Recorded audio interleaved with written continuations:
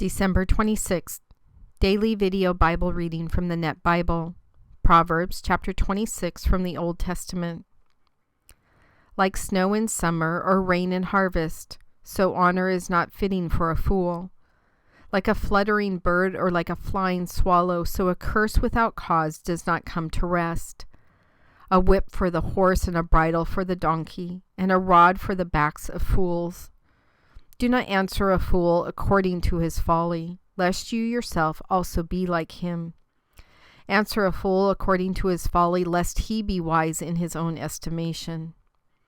Like cutting off the feet or drinking violence, so is sending a message by the hand of a fool. Like legs that hang limp from the lame, so is a proverb in the mouth of fools. Like tying a stone in a sling, so is giving honor to a fool. Like a thorn that goes into the hand of a drunkard, so is a proverb in the mouth of a fool. Like an archer who wounds at random, so is the one who hires a fool or hires any passerby. Like a dog that returns to its vomit, so a fool repeats his folly. Do you see a man wise in his own eyes? There is more hope for a fool than for him. The sluggard says there is a lion in the road, a lion in the streets. Like a door that turns on its hinges, so a sluggard turns on his bed. The sluggard plunges his hand in the dish. He is too lazy to bring it back to his mouth. The sluggard is wiser in his own estimation than 7 people who respond with good sense. Like one who grabs a wild dog by the ears, so is the person passing by who becomes furious over a quarrel not his own. Like a madman who shoots firebrands and deadly arrows, so is a person who deceives his neighbor and says, "Was I not only joking?" Where there is no wood, a fire goes out, and where there is no gossip, contention ceases. Like a charcoal is to burning coals and a wood to fire, so is a contentious person to kindle strife. The words of a gossip are like delicious morsels. They go down into a person's innermost being. Like a coating of glaze over earthenware are fervent lips with an evil heart. The one who hates others disguises it with his lips, but he stores up deceit within him. When he speaks graciously, do not believe him, for there are 7 abominations within him. Though his hatred may be concealed by deceit, his evil will be uncovered in the assembly. The one who digs a pit will fall into it. The one who rolls a stone, it will come back on him.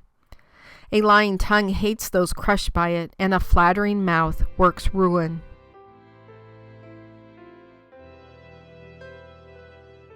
God, in Proverbs, it talks a lot about folly and fools and sluggards and wisdom and the comparison of those. And in chapter 26, we get a couple verses that seem to contradict each other. Do not answer a fool according to his folly, lest you yourself also be like him.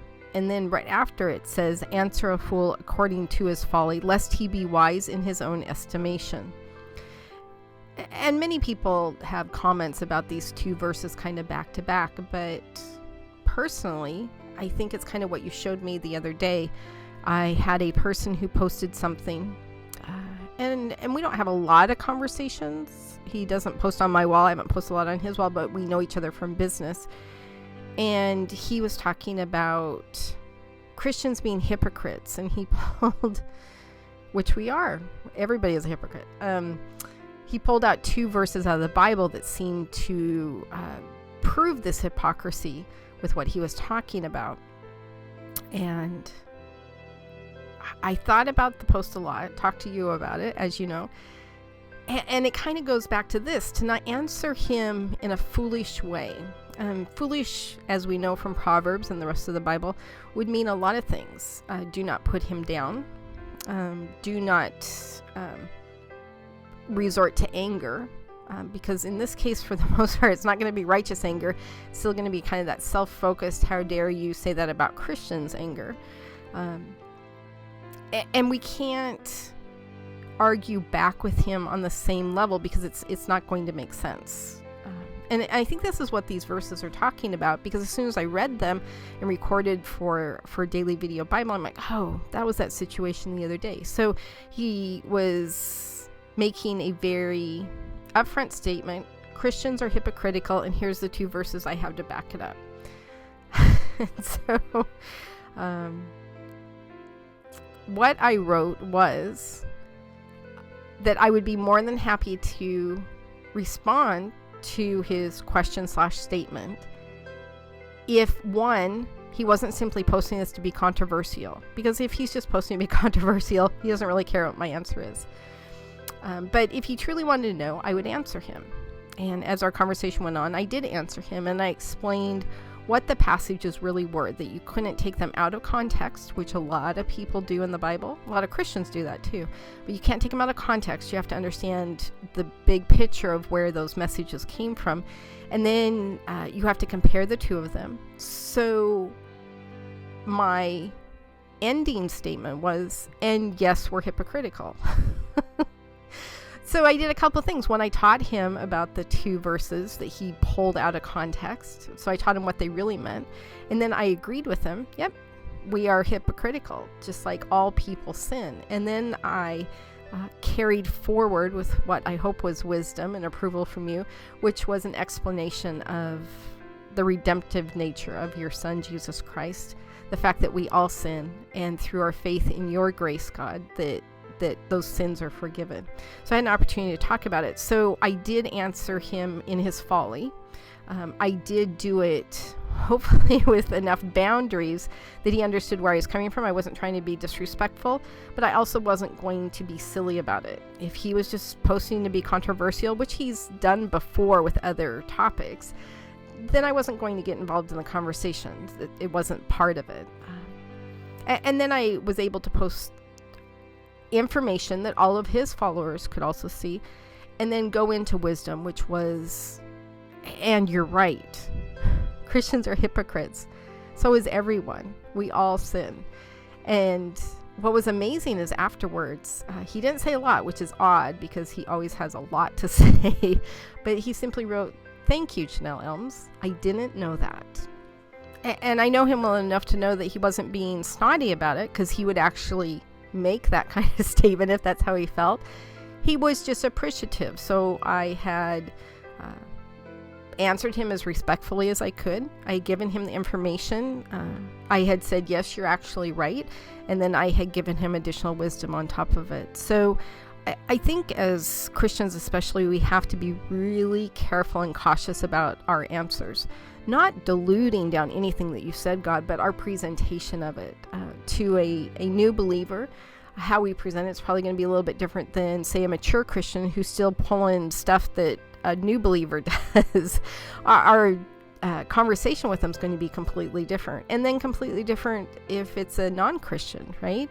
The information still has to be true and 100% of what you've told us it is, but the delivery can be different. God, I just pray that I will always stop before responding, either in person or especially online, and I would just turn my heart to you and allow you to speak the words that need to be spoken in that time. Sometimes they're pretty black and white words, interestingly enough. Sometimes they're very gentle, grace-filled, mercy-filled words. It has surprised me sometimes what you've said and what you haven't said at different occasions. But God, remind me to be intentional about that, to not be foolish in my answers. I have information that can help people understand their relationship with you. I also have information for non-believers that can point their way to you, which is what you've called me to do, to be a disciple that makes disciples. God, I want to honor you.